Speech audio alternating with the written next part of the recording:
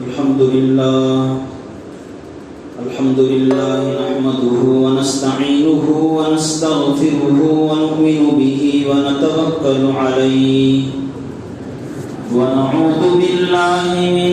شرور أنفسنا ومن سيئات أعمالنا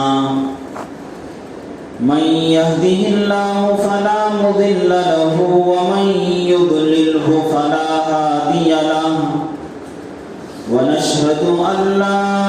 إله إلا الله وحده لا شريك له ونشهد أن سيدنا ومولانا محمدا عبده ورسوله أما بعد فقد قال الله تبارك وتعالى في القرآن الكريم فأعوذ بالله من الشيطان الرجيم بسم الله الرحمن الرحيم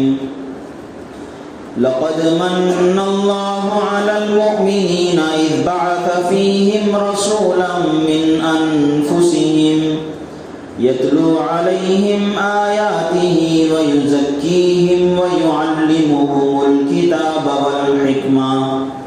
وإن كانوا من قبل لفي ضلال مبين وقد قال تبارك وتعالى ورتل القرآن ترتيلا وقد قال فإذا قرأناه فاتبع قرآنه صدق الله العظيم وصدق رسوله النبي الكريم ونحن على ذلك لمن الشاهدين والشاكرين الحمد لله رب العالمين.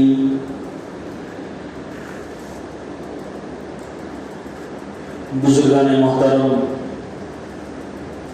عزیز دوستوں، بھائیوں، قرآن کریم کی ایک نہایت ہی اہم آیت آپ حضرات کے سامنے تلاوت کی گئی ہے۔ سب سے پہلے یہ بات ہمارے پیش نظر رہنی چاہیے کہ قرآن کریم جو اللہ تبارک و تعالیٰ کا کلام بھی ہے، کتاب بھی ہے، اور اللہ تبارک و تعالیٰ نے پوری انسانیت کی ہدایت کے لیے ہر دور میں، ہر زمانے میں، ہر علاقے میں جو بھی انسان زندگی بسر کرتا ہو، اس کے جو بھی تقاضے ہوں، جو بھی ضروریات ہوں، ان ضروریات کا حل اس قرآن کریم کے اندر اللہ تبارک و تعالیٰ نے رکھا ہے۔ تو یہ کتاب اللہ تبارک و تعالیٰ کی بھیجی ہوئی صرف ایک کتاب ہی نہیں ہے، کلام ہی نہیں ہے، ہمارے لیے ایک ہدایت نامہ، کامیابی کی ایک کنجی ہے۔ لہٰذا ہم لوگوں کو چاہیے کہ ہم اس کے اندر غور کرتے رہیں، تفکر تدبر کرتے رہیں کہ اللہ تبارک و تعالیٰ نے اس کے اندر ہمارے لیے کیا کیا پیغام عطا فرمائے۔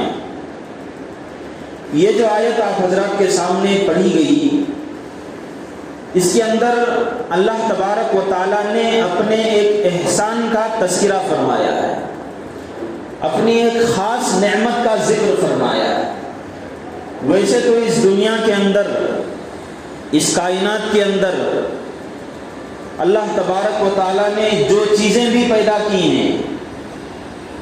انسانیت کے لیے ایک نعمت ہے۔ انسانیت کی خدمت کے لیے اللہ تبارک و تعالیٰ نے اتنی بڑی بڑی نعمتیں اور اپنے بڑے بڑے انعامات ہمارے اوپر نچھاور کیے ہیں۔ یہ اتنا بڑا جو سورج نظر آتا ہے، چاند نظر آتا ہے، یہ آسمان ہے، زمین ہے، ستارے ہیں، اور پتہ نہیں اور کہاں کہاں تک اللہ تبارک و تعالیٰ نے کائنات کو پھیلایا ہے، یہ سب کی سب کسی نہ کسی درجے میں انسان کے لیے مفید ہے، انسان کے لیے فائدہ مند ہے۔ بہت ساری چیزوں کو انسان فائدہ مند سمجھ چکا ہے، اور بھی ٹیکنالوجی بڑھ رہی ہے، سائنس آگے ترقی کر رہی ہے، اور لوگ دھیرے دھیرے سمجھ جائیں گے کہ ایک ایک چیز کے اندر اللہ تبارک و تعالیٰ نے کیا کیا نعمت مسلمان کے لیے، انسان کے لیے چھپا رکھا ہے۔ تو دنیا میں جو کچھ بھی اللہ تبارک و تعالیٰ نے عطا فرمایا ہے وہ اللہ کی نعمت ہے، لیکن اللہ تبارک و تعالیٰ نے یہاں اس آیت کے اندر غور کرنے کی بات یہ ہے کہ اپنی ایک خاص نعمت کا تذکرہ فرمایا ہے، اور فرمایا لقد من اللہ، کہ اللہ تبارک و تعالیٰ نے ایک زبردست احسان تمہارے اوپر فرمایا۔ کس کے اوپر فرمایا؟ فرمایا علی المؤمنین، ایمان والوں پر۔ لقد من اللہ علی المؤمنین، ایک بہت بڑی نعمت ہم نے تمہارے اوپر نچھاور کی ہے۔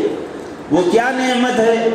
اللہ تبارک و تعالیٰ نے فرمایا اذ بعث فیہم رسولا من انفسہم۔ نعمتیں بہت ساری،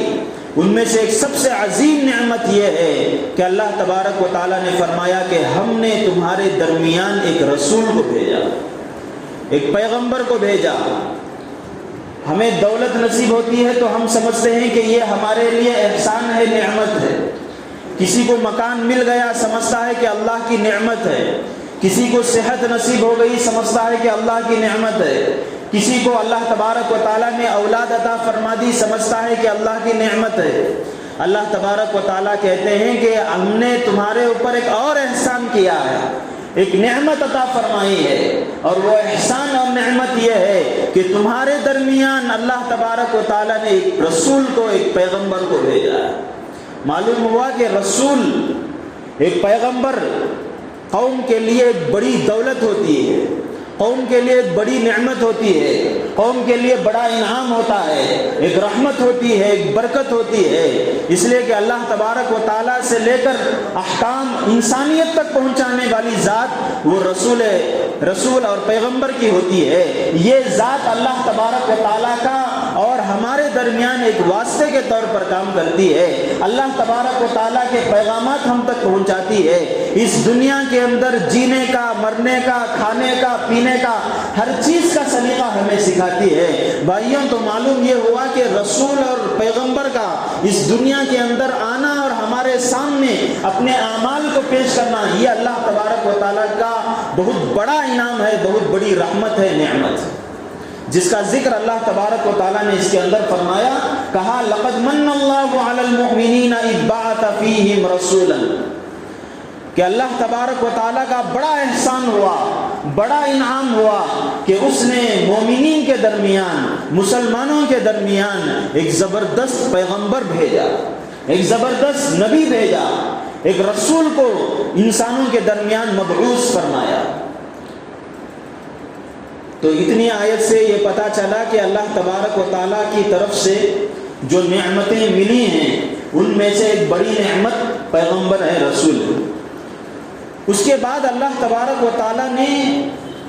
اس نعمت کو ہمارے درمیان بھیجنے کا مقصد بھی بیان کیا ہے۔ جیسے ہر نعمت کا ایک مقصد ہوتا ہے، مثال کے طور پر اللہ تبارک و تعالیٰ نے رزق عطا فرمایا، کھانے پینے کے سامان عطا کیے، تو اس کا مقصد یہ ہے کہ انسان کھانے کی چیزوں کو استعمال کرے، پینے کی چیزوں کو استعمال کرے اور اپنی صحت کو بنائے، زندگی گزارنے میں اس ان کھانے پینے کی چیزوں سے نفع اٹھائے۔ اللہ نے ہوا عطا فرمائی، اللہ نے یہ دنیا عطا فرمائی، ہر ایک کا مقصد اللہ تبارک و تعالیٰ نے بھی رسول اور پیغمبر اور نبی کو جو بھیجا، اس کا بھی مقصد اللہ تبارک و تعالیٰ نے کلام پاک میں فرمایا ہے کہ ہم نے یہ جو اتنی بڑی نعمت، اتنی بڑی دولت جو عطا فرمائی رسول کی شکل میں، پیغمبر کی شکل میں، یہ بھی ہم نے ایسے ہی عطا نہیں کی۔ اس نعمت کو عطا کرنے، رسول کو بھیجنے، نبی کو مبعوث کرنے میں بھی ایک بہت بڑا مقصد ہے، ایک بہت بڑا مقصد ہے۔ وہ کیا مقصد ہے؟ اللہ تبارک و تعالیٰ نے فرمایا یتلو علیہم آیاتہ ویزکیہم ویعلمہم الکتاب والحکمہ، کہ رسول کو بھیجنے کے اللہ تبارک و تعالیٰ نے 4 مقصد بیان کیے ہیں۔ یہ دولت جو ہمیں نبی نصیب ہوئی، اس کے 4 مقصد ہیں۔ ہم اس کو دوسرے الفاظ میں یہ بھی کہہ سکتے ہیں کہ رسول کو اللہ تبارک و تعالیٰ نے جو بھیجا، پیغمبر کو جو بھیجا، پیغمبر کو بھیجنے میں بھی اللہ تبارک و تعالیٰ نے پیغمبر کو 4 اہم ذمہ داریاں عطا کی۔ پیغمبر کو بھیجنے کے 4 میجر ڈیوٹیز ہیں پیغمبر کے، نبی کے۔ اور یہاں جو اللہ تبارک و تعالیٰ نے ذکر فرمایا ہے کہ ہم نے پیغمبر کو بھیجا، وہ کون پیغمبر ہیں؟ وہ ہمارے اور آپ کے آقا جناب محمد عربی صلی اللہ علیہ وسلم۔ یہ 4 ذمہ داریاں نبی علیہ الصلاۃ والسلام کی، 4 مقاصد قرآن کریم میں اللہ نے 1-2 مرتبہ بیان نہیں کیے، اللہ نے کئی مرتبہ بیان کیے۔ سورہ بقرہ کے اندر اللہ تبارک و تعالیٰ نے حضرت ابراہیم اور حضرت اسماعیل علیہ الصلاۃ والسلام کی دعا وہاں پر ذکر فرمائی ہے، اور کہا ہے کہ جب حضرت ابراہیم اور حضرت اسماعیل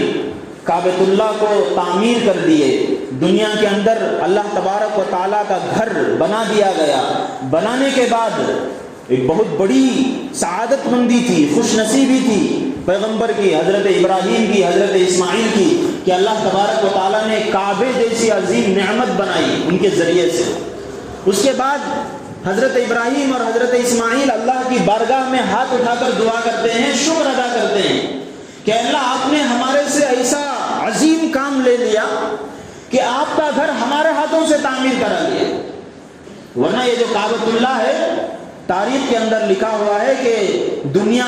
جب بنائی گئی اور انسانوں کے بسنے سے پہلے یہاں جب جنات رہا کرتے تھے تو ان کے درمیان جب کعبے کو بنایا گیا، اللہ تبارک و تعالیٰ نے فرشتوں سے کام لیا، فرشتوں نے اس کعبے کو بنایا تھا۔ تو جب ایک دور گزرا، یہ کعبہ ختم ہو گیا، اس کے بعد حضرت ابراہیم حضرت اسماعیل کا زمانہ آیا، تو اتنا عظیم گھر اللہ تبارک و تعالیٰ نے اس گھر کی خدمت 2 پیغمبروں سے لی، تو انہوں نے ہاتھ اٹھایا اور ہاتھ اٹھا کر دعا کی، اور کئی ساری دعائیں ہیں، ان میں سے ایک دعا یہ بھی ہے، ربنا وابعث فیہم رسولا من انفسہم یتلو علیہم آیاتک ویعلمہم الکتاب والحکمہ ویزکیہم انک انت العزیز الحکیم۔ کہ اللہ ان لوگوں کے درمیان، یعنی یہ گھر جس کے لیے بنایا گیا ہے تاکہ لوگ یہاں پر عبادت کریں، ان کو راہ راست دکھانے کے لیے، ہدایت کا راستہ دکھانے کے لیے ایسے پیغمبر کو بھیجیے، ایسے آدمی کو ان کے درمیان مبعوث کیجیے جو 4 کام کرتا۔ اور ان 4 کاموں کا تذکرہ فرمایا، یتلو علیہم آیاتک، جو آپ کا کلام پاک پڑھ کر سناتا ہو، وَيُعَلِّمُهُمُ الْكِتَابَ وَالْحِكْمَةَ، اور کلام پاک میں اللہ نے جو بیان کیا ہے اس کو کھول کھول کر ان کے سامنے سمجھاتا ہو اس کے معنی کو،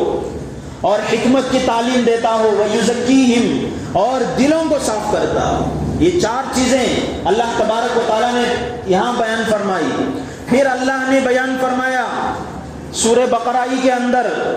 اپنے انعامات کو گناتے ہوئے، کما ارسلنا فیکم رسولا من انفسکم یتلو علیکم آیاتنا ویزکیکم ویعلمکم الکتاب والحکمہ۔ یہی 4 چیزیں دوبارہ ذکر فرمائی۔ سورہ جمعہ کے اندر بھی اللہ تبارک و تعالیٰ نے اپنی شان کریمی کا بیان کرتے ہوئے پھر اس کا ذکر فرمایا، هو الذی بعث فی الامیین رسولا من انفسہم یتلو علیہم آیاتہ ویزکیہم ویعلمہم الکتاب والحکمہ۔ تو 1 دفعہ نہیں، 2 دفعہ نہیں، قرآن کریم میں اللہ تبارک و تعالیٰ نے پیغمبر کو بھیجنے کے 4 مقاصد، رسول کو بھیجنے کے، پیغمبر کو دنیا کے اندر مبعوث کرنے کے، ہمارے درمیان رسول اکرم صلی اللہ علیہ وسلم کی دولت کو نصیب کرنے کے 4 جگہ اللہ نے 4 مقاصد بیان کیے ہیں، اور اللہ نے وہی الفاظ استعمال کیے ہیں۔ اس کو دیکھ کر علماء اور مفسرین کہتے ہیں کہ رسول کو جو بھیجا گیا ہے، پیغمبر کو جو بھیجا گیا ہے، رسول کے میجر ڈیوٹیز یہ ہیں کہ وہ یہ 4 کام کرے، اور ان 4 کاموں کے اندر اللہ تبارک و تعالیٰ نے رسالت اور نبوت کا پورا نظام اور پورا سسٹم بیان کر دیا ہے۔ جیسے ایک آدمی، جیسے ایک پرائم منسٹر ہو، کوئی پریزیڈنٹ ہو، کوئی سی ایم ہو، تو اس کو کام کرنے کا ایک دائرہ حکومت عطا کرتی ہے کہ یہ پی ایم ہے، یہ اختیارات اسے حاصل ہیں، اس کے کام یہ ہے اور اسے یہ کرنا چاہیے، یہ گورنمنٹ کی طرف سے عطا ہوتا ہے، گورنر کی طرف سے ملتا ہے وہ۔ اسی طرح اللہ تبارک و تعالیٰ نے بھی ایک بڑا عظیم پیغمبر ہمیں عطا فرمایا، تو اس کا بھی ایک نقشہ کھینچا، ایک نظام بنایا اور کہا کہ اس کو بھیجنے کے مقاصد یہ ہیں۔ تو قرآن کے اندر نبی علیہ الصلوۃ والسلام کے بارے میں سب سے پہلے یہ بیان کیا گیا کہ یہ نبی اور رسول انسانیت کے لیے، مومنین کے لیے، مسلمانوں کے لیے ایک دولت ہے، ایک نعمت ہے۔ پہلی بات کہ رسول اور پیغمبر انسانیت کے لیے ایک دولت اور ایک نعمت ہے۔ دوسری بات اللہ نے یہ بیان فرمائی کہ یہ جو پیغمبر کو جو بھیجا ہے، یہ جو نعمت تمہیں عطا فرمائی ہے، یہ نعمت کس کام کے لیے، کیوں اللہ نے مبعوث فرمایا، 4 چیزیں ذکر فرمائی۔ اس کو یہاں سننے کے بعد اس سے ایک دوسرا پیغام اور میسج بھی ہمیں اس آیت سے حاصل کرنا ہے کہ جب رسول کو بھیجنے کے مقاصد یہ ہیں، 4 ڈیوٹیز، تو رسول کو، پیغمبر کو اللہ نے انسانوں کے لیے بنایا، مسلمانوں کے لیے بنایا، تو مسلمانوں کے لیے بھی سیکھنے کی اہم چیزیں یہ 4 ہیں۔ رسول کو 4 چیزیں کے لیے بھیجا ہے، 4 مقصد دے کر، تو امت کو بھی حاصل کرنے کے 4 عظیم چیزیں یہی ہیں جو اللہ تبارک و تعالیٰ نے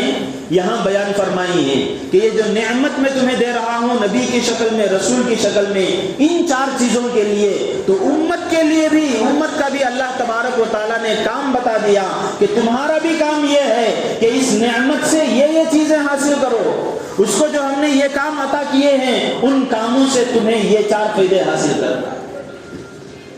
تو اس آیت کے اندر اللہ تبارک و تعالیٰ نے یہ بیان فرمایا کہ دولت نعمت ہے، ایک پیغمبر کا بھیجنا،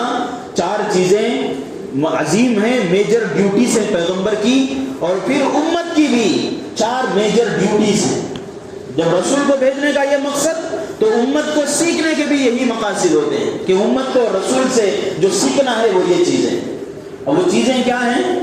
وہ چیزیں یہ ہیں، اللہ تبارک و تعالیٰ نے سب سے پہلے ارشاد فرمایا یتلو علیہم آیاتہ، کہ یہ جو پیغمبر آئے گا، یہ جو رسول آئے گا، یہ اپنا کلام، اللہ تبارک و تعالیٰ کا کلام، اللہ تبارک و تعالیٰ کی کتاب تمہیں پڑھ کر سکھائے گا، پڑھ کر دکھائے گا، تاکہ امت، تاکہ ہم لوگ مسلمان مومن قرآن پڑھنا سیکھیں۔ آگے اللہ نے فرمایا یعلمہم الکتاب، یعنی ایک تو ہے قرآن پڑھنا، قرآن ریسائٹنگ، آیتوں کو پڑھنا، اور دوسرا ہے نبی کو بھیجنے کا مقصد قرآن کیا ہے اس کو سکھانا۔ یہ 2 الگ الگ چیزیں ہیں، اور قرآن میں اسے ایک چیز کہہ کر بیان نہیں کیا گیا، اللہ نے قرآن میں 4 جگہ اس کو بیان فرمایا اور 4 جگہ بھی الگ الگ ہی رکھا۔ تو معلوم یہ ہوا کہ نبی کو بھیجنے کا ایک مقصد یہ ہے کہ اللہ تبارک و تعالیٰ کا کلام، اللہ تبارک و تعالیٰ کی کتاب کیسے پڑھتے ہیں یہ سکھانے کے لیے بھی اللہ تبارک و تعالیٰ نے نبی کو بھیجا ہے۔ اور نبی کو کس نے سکھایا ہے؟ اللہ تبارک و تعالیٰ نے قرآن کریم میں تذکرہ فرمایا فَإِذَا قَرَأْنَاهُ فَاتَّبِعْ قُرْآنَهُ، اور شروع میں حضرت جبرائیل علیہ السلام جب اللہ تبارک و تعالیٰ کی طرف سے کتاب لاتے تھے، آیتیں لاتے تھے، پڑھ کر سناتے تھے، اللہ تبارک و تعالیٰ کے نبی پیغمبر جناب محمد عربی صلی اللہ علیہ وسلم جلدی جلدی یاد کرتے تھے۔ جیسے ہی حضرت جبرائیل پڑھتے تو عظیم کلام ہے، کہیں میں بھول نہ جاؤں، کہیں کوئی لفظ رہ نہ جائے، اس لیے اللہ کے نبی فوراً پڑھتے تھے، فوراً یاد کرنے کی کوشش کرتے تھے۔ اللہ تبارک و تعالیٰ نے اطمینان دلایا جناب محمد عربی صلی اللہ علیہ وسلم کو اور فرمایا فَإِذَا قَرَأْنَاهُ فَاتَّبِعْ قُرْآنَهُ ثُمَّ إِنَّ عَلَيْنَا بَيَانًا۔ اللہ نے یہ فرمایا کہ اس کی کہ اے نبی صلی اللہ علیہ وسلم، آپ کو جلدی جلدی پڑھنے کی ضرورت نہیں ہے، ہمارے ہمارے فرشتے جب تمہارے سامنے کتاب پڑھ کر سنائیں گے، آپ ان کے پڑھنے کے بعد آہستہ سے اطمینان سے پڑھیے، ورتل القرآن ترتیلا، ترتیل کے ساتھ پڑھیے، اس کی حفاظت ہم ہی کریں گے، اور اس کے اندر جو معانی ہیں، جو مطلب ہے قرآن کے، جو مفہوم ہے، اس کی جو تشریح ہے، وہ بھی ہماری ہی ذمہ داری ہے۔ تو میں یہ کہہ رہا تھا کہ اللہ تبارک و تعالیٰ نے نبی کو جو بھیجا، اللہ نے رسول اکرم صلی اللہ علیہ وسلم کو اس دنیا کے اندر جو مبعوث فرمایا، 4 مقاصد ہیں۔ میں انشاءاللہ ایک ایک جمعے میں اس کی تشریح آپ حضرات کے سامنے بیان کروں گا، اس مقصد کو کھول کر آپ کے سامنے رکھوں گا۔ اب آپ کے سامنے یہ بات رکھنی ہے کہ اللہ تبارک و تعالیٰ نے کہا کہ یتلو علیہم آیاتہ، نبی کی ایک بڑی ذمہ داری یہ ہے کہ نبی ہمارے پاس کلام اللہ لے کر آئے، اس لیے لے کر آئے تاکہ ہم کو کلام اللہ پڑھ کر سمجھائیں، پڑھ کر سکھائیں، پھر اسے سمجھائیں۔ 2 چیزیں، پڑھنا سکھانا بھی، اور دوسرا کیا پڑھا ہے اسے سکھانا، یہ دوسرے نمبر پر۔ معلوم یہ ہوا کہ صرف قرآن کریم کو پڑھنا سمجھ میں آئے یا نہ آئے، قرآن کریم کی تلاوت، ریسیٹیشن آف قرآن، یہ خود ایک بڑا کام ہے جس کے لیے اللہ تبارک و تعالیٰ نے نبی کو بھیجا۔ بہت سارے ہم میں سے لوگ کہتے ہیں یا سمجھتے ہیں کہ بھئی اللہ تبارک و تعالیٰ کا کلام عربی زبان میں ہے، یہ قرآن بس ایسے ہی ہم لوگ پڑھ لیں، اس کا مفہوم نہیں سمجھیں، اس کا مطلب نہیں سمجھیں، بس ایسے ہی پڑھ لیں، تو اسے طوطے کی طرح رٹنے سے کیا فائدہ ہے۔ بہت سارے لوگ ناواقفیت کی بنیاد پر، معلوم نہ ہونے کی وجہ سے ایسی چیزیں اپنی زبان سے نکالتے ہیں۔ یہ چیز قرآن کے مقصد کے خلاف ہے، نبی کی شان کے خلاف ہے۔ اس آیت کے اندر، اور ایک جگہ نہیں 4 جگہ اللہ نے بیان فرمایا کہ نبی پڑھنا بھی سکھانے آئے ہیں، اور دوسرے نمبر پر نبی کا مقصد یہ ہے کہ وہ قرآن سکھاتے ہیں۔ تو قرآن پڑھنا سیکھنا یہ بھی الگ چیز ہے۔ قرآن کے اندر اللہ نے کیا بیان کیا ہے، اہم چیز تو وہی ہے، لیکن وہ الگ چیز ہے، اس کو بھی سیکھنا چاہیے۔ ایسا نہیں کہ صرف قرآن کریم کو پڑھنے میں ہی ہم لگ جائیں، قرآن کریم کو سمجھنا چھوڑ دیں، یہ بھی غلط۔ قرآن کو سمجھنے ہی کے اندر لگائیں، قرآن پڑھنا چھوڑ دیں، یہ بھی غلط۔ قرآن پڑھنا بھی ایک کام، اس کے لیے بھی نبی کو بھیجا گیا۔ قرآن کے اندر کیا ہے اسے سمجھانے کے لیے بھی نبی کو بھیجا گیا۔ تو 2 چیزیں ہیں، یتلو علیہم آیاتہ، اللہ تبارک و تعالیٰ نے نبی کو جو بھیجا قرآن کریم پڑھنا سکھانے کے لیے، اور وہ قرآن پڑھنا سکھایا اللہ تبارک و تعالیٰ نے حضرت جبرائیل کے واسطے سے، اور حضرت جبرائیل کو سکھایا خود اللہ تبارک و تعالیٰ۔ تو یہ جو کلام پڑھ رہے ہیں ہم لوگ اپنے اساتذہ سے پڑھتے ہیں، مکتب میں اپنے بچے اپنے استاد سے پڑھتے ہیں، وہ اساتذہ اپنے استاذوں سے پڑھے ہوئے ہیں، وہ ان کے استاذوں سے، اس طرح یہ سلسلہ چلتے تابعین کا دور، انہوں نے صحابہ سے سیکھا، صحابہ نے نبی علیہ الصلوۃ والسلام سے سیکھا، نبی علیہ الصلوۃ والسلام نے حضرت جبرائیل کے واسطے سے حاصل کیا، اور حضرت جبرائیل کو اللہ تبارک و تعالیٰ نے کلام سکھایا۔ تو ہم جو قرآن پڑھتے ہیں، یہ قرآن ہمیں گویا کہ اللہ تبارک و تعالیٰ پڑھنا سکھائے ہیں۔ اسی لیے قرآن کریم کی پڑھنا سیکھنا، اس کے لیے اتنی شروع دور سے لے کر صحابہ کا دور، تابعین کا دور، بڑے بڑے علماء نے باقاعدہ طور پر ایک سبجیکٹ اس کے لیے بنایا، تجوید کا سبجیکٹ، کہ قرآن کریم کو پڑھنا ہے، اس طرح سے پڑھنا ہے، ایک حرف نکالنا پڑتا ہے، با تا تا، تو اسے کہاں سے نکالنا چاہیے، کیسے پڑھنا چاہیے، سین اور صاد کے درمیان کیا فرق ہے، تا اور طا کے درمیان کیا فرق ہے، اور غاد اور زا کے درمیان کیا فرق ہے، دال اور زا کے درمیان کیا فرق ہے، ایک ایک چیز۔ یہ اس لیے کہ یہ نبی سکھاتے ہیں، اور نبی کو اللہ نے سکھایا ہے واسطے سے، تو یہ جو ہمارے تک یہ دولت پہنچی، یہ بھی خاص انداز سے پہنچی ہے۔ اسی لیے دنیا میں آدمی کہاں بھی جہاں چاہے چلا جائے،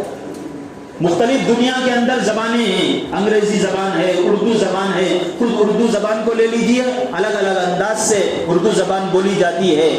انگلش لے لیجئے، الگ الگ زبان الگ الگ انداز سے پڑھی جاتی ہے، لیکن قرآن کریم ایسا کہ اسے جس تجوید سے اللہ تبارک و تعالیٰ نے سکھا دیا، پوری دنیا کے اندر اسی نہج کے ساتھ قرآن کریم پڑھا جاتا ہے، سکھایا جاتا ہے۔ تو بھائیوں قرآن کریم سیکھنا پڑھنا یہ کوئی معمولی کام نہیں ہے، یہ رسول اللہ صلی اللہ علیہ وسلم کو بھیجنے کا ایک مقصد ہی ہے۔ تو میں نے جیسا کہ کہا کہ جب نبی کو بھیجنے کا مقصد ہے قرآن کریم پڑھنا سکھانا، تو ہم لوگوں کی بھی ایک بڑی ذمہ داری یہ ہے کہ نبی کو جب اسی کام کے لیے بھیجا گیا ہے تو ہمیں بھی قرآن کریم سیکھنا چاہیے۔ قرآن کریم کیسے پڑھا جاتا ہے؟ آج ہم لوگ دنیاوی کاموں میں لگے رہتے ہیں، بہت ساری چیزوں کے اندر لگے رہتے ہیں، لیکن قرآن کریم پڑھنے سے، قرآن کریم پڑھنا کیسا ہوتا ہے؟ بہت سارے لوگوں کو قرآن کریم صحیح طور سے پڑھنا نہیں آتا۔ اور ایک بات میں یہاں پر یہ بھی عرض کر دوں کہ قرآن کریم جب پڑھا جاتا ہے وہ بغیر سمجھے ہی کہ کیوں نہ پڑھے، اس کا ایک خاص اثر ہوتا ہے، ایک خاص اثر ہوتا ہے اس کے دل کے اندر۔ ایک واقعہ سنا کر میں اپنی بات کو پورا کرتا ہوں، اور انشاءاللہ اس کے اوپر مزید کلام اگلی جمعہ میں کروں گا۔ حضرت مولانا پیر ذوالفقار صاحب نقشبندی دامت برکاتہم اس وقت دنیا کے ایک بہت بڑے آدمی ہیں، بہت بڑے نیک اللہ والے ہیں۔ ان کی ایک مرتبہ ملاقات ہوئی ایک بہت بڑے قاری صاحب، دنیا کے قاری عبد الباسط صاحب، بہت سارے لوگوں نے ان کا نام بھی سنا ہوگا اور ان کی قراتیں بھی یوٹیوب وغیرہ پر موجود ہیں۔ دنیا کے نمبر 1 قاری تھے قاری عبد الباسط صاحب۔ ان سے ایک مرتبہ حضرت کی ملاقات ہوئی تو انہوں نے پوچھا کہ حضرت، قاری صاحب سے پوچھا کہ قاری صاحب آپ اتنے بڑے قاری ہیں، پورے انٹرنیشنل لیول پر آپ نے قرآن کریم پڑھا ہے لوگوں کے درمیان، ایک ایسا کوئی واقعہ آپ کو یاد ہو کہ جو عجیب و غریب ہو اور جس سے آپ کو خود حیرت ہوئی ہو؟ تو قاری عبد الباسط صاحب نے کہا کہ ہاں ایک واقعہ مجھے ایسا ہوا۔ وہ کیا واقعہ ہے؟ تو انہوں نے بیان کیا کہ قریب دور میں تقریباً 60-70 سال یا 100 سال کے قریب میں رشیا کے اندر جب کمیونسٹ حکومت آئی اور اس نے بالکل ہر طرح کے مذہب کو رشیا سے باہر کر دیا، نہ اسلام زندہ نہ عیسائیت زندہ، کوئی بھی مذہب وہاں پر نہیں، کمیونزم وہاں پر جاری کیا گیا اور حکومت ان کی آ گئی۔ تو اس کے بعد مصر کے، ایجپٹ کے ایک پریزیڈنٹ تھے یا پی ایم تھے جمال عبد الناصر، ان کا ایک ٹور تھا رشیا کو جانے کا۔ یہ اس دور کی بات ہے کہ پوری حکومت کمیونزم کی، ملحدین کی، جو بالکل کسی بھی مذہب کو، اسلام ہی کو نہیں، دنیا کے کسی بھی مذہب کو ماننے کے لیے تیار نہیں، مذہب بیزار لوگ، ان کے ملک کو جانے کی ضرورت پڑی کسے؟ ایجپٹ کے جو پی ایم تھے جمال عبد الناصر، ان کو۔ تو انہوں نے قاری صاحب کو بلایا اور کہا کہ میرا ٹور ہونے والا ہے رشیا کا، تو میں چاہتا ہوں کہ آپ بھی میرے ساتھ آئیں۔ تو پی ایم کا حکم تھا، تو قاری صاحب نے کہا کہ ہاں ٹھیک ہے میں آنے کے لیے تیار ہوں۔ تو ریڈی ہو گئے، تو رشیا گئے۔ تو رشیا میں حکومتی سطح پر جو میٹنگز ہوتی تھی، جمال عبد الناصر جہاں بھی جاتے یہ نہیں کہتے لوگوں کو کہ یہ قرآن پڑھ رہے ہیں، وہ یہ کہتے کہ میٹنگ شروع ہونے سے پہلے ہمارے دوست ہیں قاری عبد الباسط، یہ آپ کے سامنے کچھ پڑھ کر سنائیں گے، ان کے پڑھنے کے بعد، اب وہ کیا پڑھ رہے ہیں بیان نہیں کیا، کچھ پڑھ کر سنائیں گے، وہ سننے کے بعد ہماری جو میٹنگ ہوگی وہ شروع ہو جائے گی۔ تقریباً 17-18 میٹنگز ہوئی، اور 17-18 میٹنگز میں حضرت قاری صاحب قرآن کریم کی تلاوت کرتے۔ قاری صاحب بیان کرتے ہیں کہ میں چونکہ قرآن کریم پڑھتا تھا، نیچے منڈی جھکا لیتا تھا اور قرآن کریم پڑھتا تھا، جب میں اپنی نگاہوں کو اٹھاتا تھا تو جو سامنے جو قوم ہے، پوری ملحد قوم، جنہیں عربی نہیں معلوم، کسی بھی مذہب کو ماننے کے لیے تیار نہیں، کسی بھی ریلیجن کو قبول کرنے کے لیے تیار نہیں، ایسی قوم کو میں دیکھتا قرآن کریم پڑھنے کے بعد جب میں اپنی نگاہ کو اٹھا کر دیتا تو سب کی آنکھیں ایسی ہوتی تھی جو آنسوؤں سے پر ہوتی تھی، سب رو رہے ہوتے تھے۔ ایسی قوم جو قرآن کو نہیں جانتی، ایسی قوم جو اسلام کو نہیں جانتی، اسلام کو پسند نہیں کرتی، کسی بھی ریلیجن کو وہ اپنے یہاں جگہ دینے کے لیے تیار نہیں ہے، صرف اس بنیاد پر پورے رشیا کے اندر سے ہر مذہب کا صفایا کر دیا گیا، کسی بھی مذہب کو ماننے کے لیے تیار نہیں۔ جب صرف قرآن کریم پڑھ کر ان کے سامنے سنایا جاتا ہے تو قرآن کریم پڑھنے کا اثر یہ ہو رہا ہے کہ ان کے آنکھوں سے آنسو جاری ہو رہے ہیں۔ جمال عبد الناصر جو پی ایم تھے انہوں نے پوچھا کہ آپ کیوں رو رہے ہیں؟ انہوں نے کہا کہ ہمیں پتہ نہیں کیوں رو رہے ہیں، ہم لوگ پتہ نہیں ہے ہم کیوں رو رہے ہیں، ہمیں سمجھ میں بھی نہیں آیا کہ کیا باتیں ہو رہی ہیں، بس یہ کلام ایسا ہے کہ ہم سن رہے ہیں اور ہمارے آنکھوں سے آنسو جاری ہو رہے ہیں۔ یہ واقعہ دنیا میں اور بھی بہت سارے لوگ ہیں جو اس واقعے کو دیکھے ہوئے ہیں۔ میں اس واقعے کو بیان کرنے کے بعد آپ حضرات کے سامنے یہ کہنا چاہتا ہوں کہ یہ ایسی قوم کے سامنے قرآن کریم پڑھا گیا جو اسلام سے نفرت کرنے والی، قرآن سے نفرت کرنے والی، ان کو جب اتنا اثر کر رہا ہے بھائیوں، تو ہم لوگ مسلمان ہیں، مسجد کو آنے والے ہیں، اللہ پر ہمارا ایمان ہے، ہم اگر قرآن کریم پڑھنا سیکھ جائیں، قرآن کریم پڑھنا شروع کر دیں تو کیا اس کا اثر ہمارے دلوں پر نہیں پڑے گا؟ قرآن کریم کا اثر ہمارے دلوں کے اوپر نہیں پڑے گا، ضرور پڑے گا، لیکن ضرورت اس بات کی ہے کہ ہم قرآن کریم کو پڑھنا شروع کریں۔ ہمارے بہت سارے مصروفیات ہوں گے، بہت سارے مصروفیات کے درمیان اگر ہم تھوڑا تھوڑا وقت، ہم جتنا انسٹاگرام میں وقت لگاتے ہیں، جتنا وقت ہم کرکٹ میچز دیکھنے میں وقت لگاتے ہیں، جتنا وقت ہم بیکار کی فضول چیزوں میں وقت لگاتے ہیں، ان میں سے 5-5 10-10 منٹ آپ اٹھا کر اکٹھا کر لیں، اپنا ایک نظام بنائیں، قرآن کریم سیکھنے کی کوشش کریں، پھر دیکھیے کہ اللہ تبارک و تعالیٰ ہمارے دلوں کے اندر کیا اثر پیدا کریں گے۔ تو ایک چیز تھی تلاوت کتاب جو رسول اکرم صلی اللہ علیہ وسلم کی بہت بڑی ذمہ داری تھی۔ انشاءاللہ اس کے اوپر مزید بھی کلام باقی ہے، میں آپ کے سامنے کروں گا، اور نبی کو بھیجنے کے جو مقاصد ہیں انشاءاللہ وہ آپ کے سامنے لاؤں گا۔ آپ حضرات سے گزارش ہے کہ یہ جو سیریز کے طور پر میں جو بیانات شروع کیا ہوں، اس کے اندر شروع ہی میں شرکت کرنے کی کوشش کریں۔ رسول اللہ صلی اللہ علیہ وسلم کو دنیا میں بھیجنے کا کیا مقصد ہے، اللہ تبارک و تعالیٰ نے قرآن کے اندر بیان کیا ہے، اس کو آپ حضرات کے سامنے تھوڑا تھوڑا میں آپ کے سامنے ذکر کروں گا۔ آپ سے گزارش ہے کہ فوراً آئیں، اس کو سننے کی کوشش کریں اور اس سے اپنے دلوں کو منور کرنے کی کوشش کریں۔ دعا ہے کہ اللہ تبارک و تعالیٰ ان کہی ہوئی باتوں پر مجھے بھی عمل کی توفیق عطا فرمائیں، آپ کو بھی عمل کرنے کی توفیق عطا فرمائیں۔ وآخر دعوانا الحمد للہ رب العالمین۔